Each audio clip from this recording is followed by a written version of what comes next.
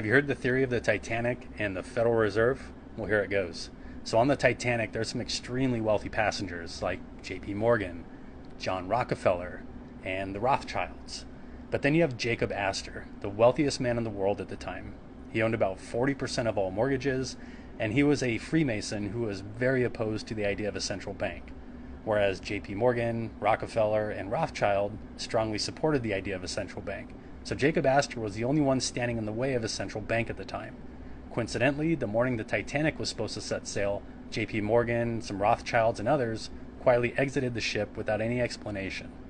5 days later, Titanic slams into an iceberg and it starts to sink. And even though Jacob Astor is the wealthiest man in the world, he still can't find a seat in a lifeboat, and he ends up sinking with the ship. Shortly after, these guys become the wealthiest men in the world, and without Jacob Astor standing in their way, the next year in 1913, on Jekyll Island in Georgia,